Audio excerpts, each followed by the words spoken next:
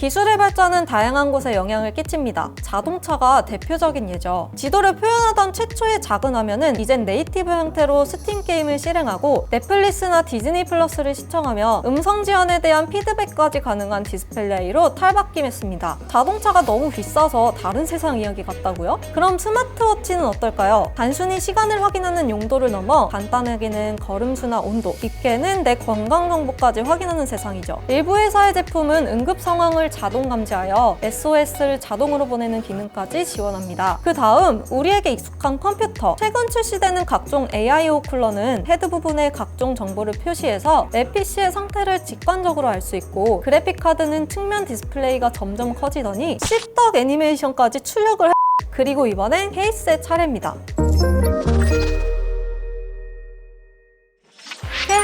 QM 브롤입니다. 도입부가 참 거창했죠. 그런데 거창할 만큼 이번 제품이 상당히 신박해요. 그리고 이 기능을 조금 쉽게 설명하자면 제 썰을 좀 풀어드려야 할 것 같은데요. 요즘 제가 컴퓨터에 관심이 더 많아진 뒤에는 부품 온도부터 보는 습관이 생겼거든요. 얼마 전에는 그냥 아무것도 안 하고 있는데 CPU 온도가 막 70도를 찍는 거예요. 결과적으로 쿨러가 고장난 거여서 AS를 받긴 했는데 이 상태에 대한 최초의 진단을 남이 아닌 제가 직접 하게 된 건 처음이어서 뭔가 약간 뿌듯하더라고요. 이게 그 컴덕 맞죠? 그리고 이런 정보창들 정말 볼 수 있는 게 다양하더라고요. 프로그램을 설치해서 볼 수도 있고, 컴 잘할 분들은 케이스 안에 이런 정보만 모아두는 모니터를 쓰시기도 하죠. 중국에서는 이런 시장이 점점 커지니까 기성 제품으로 아예 팔기도 하고요. 본론은 지금부터입니다. 온도가 표시되는 케이스, 딥쿨 CH510 메쉬 디지털입니다.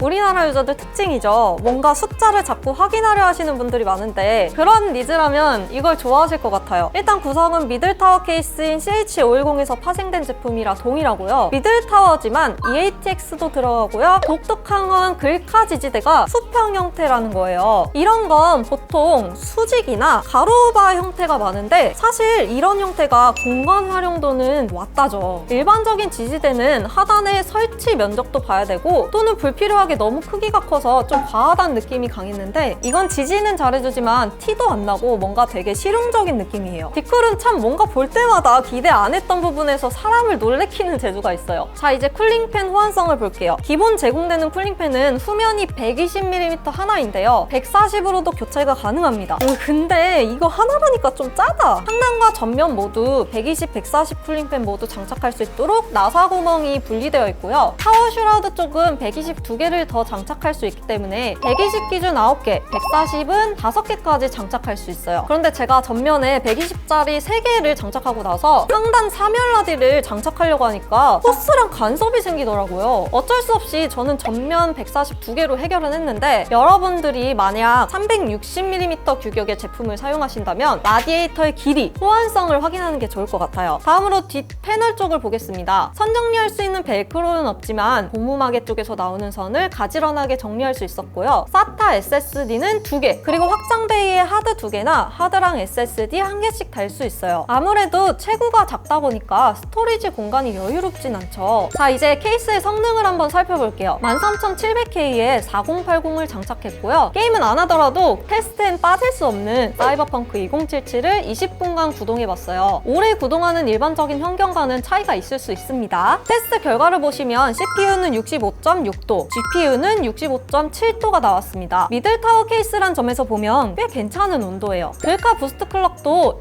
2750에서 안정적인 직선을 그리고 있는 걸 볼 수 있어요. RPM이 요동치지 않고 정말 안정적이네요. 자, 오래 기다리셨습니다. 드디어 이 친구의 매력 포인트이자 존재 가치, 전면 LCD 쪽을 한번 살펴볼게요. 가로 세로 4cm의 LCD고요. 여기선 CPU와 GPU 온도를 선택할 수 있어요. 자세히 보시면 100단위까지 표시할 수 있는데 아마 화실 때나 쓰겠죠? 만약에 섭씨 기준으로 CPU가 100도가 넘어갔다? 이런 경우 보통은 펌프가 사망했을 때 그런 온도가 나타나니까 침착하게 호스의 겉면을 만져보고 약간 미지근한 느낌이 든다면 바로 쿨러를 탈거해서 AS를 보내세요. 100% 펌프 사망입니다. 아쉬운 건 보여드린 CPU랑 GPU의 온도 표시가 전부라는 거예요.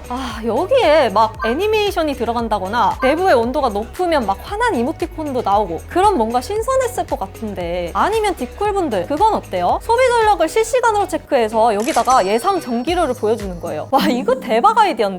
아마도 대부분의 제품들이 그렇듯 분명히 이 기능에 대한 추가 지원이나 또는 더 커진 디스플레이의 장착 이런 게 후속 제품을 통해 나올 것 같긴 해요. 이 제품이 CH510이니까 610쯤에는 쿨링팬 RPM도 나오고 710에서 씹덕 애니메이션 같은 것도 나오고 810에서는 넷플릭스도 보는 거야. 네, 개소리였고요. 이 케이스의 구매를 염두하시는 분들에게 한 가지 꿀팁이 있어요. 팁이라기보다는 구매 전에 꼭 알고 계셔야 하는 점인데요. 일단 온도가 출력되는 게 측면이 아니라 전면이기 때문에 책상의 폭이 60cm 수준이거나 더 작다면 이 온도를 보는 게 살짝 불편했어요. 약간 자세를 바꿔야 눈에 들어온다 정도? 그런데 폭이 80cm 수준인 좀 넉넉한 책상인 경우에는 자세를 굳이 확 바꾸지 않아도 이 LCD 디스플레이가 한눈에 잘 들어오더라고요. 여러모로 딥쿨의 이런 시도 자체는 박수를 보내고 싶지만 제 기대가 커서 그런지 결과적으로 조금 아쉬웠어요. 지금보다 디스플레이가 좀 더 커졌으면 좋겠고 커스터마이징이 가능한 형태로 후속 제품이 나와줬으면 좋겠습니다. 그리고 이왕이면 보기 편하게 측면에도 디스플레이를 달아줘서 활용해보는 건 어떤지 딥쿨분들이 고민해주셨으면 좋겠습니다. 그럼 저는 이상 브롤이었고요. 다음 영상에서 봐요. 안녕!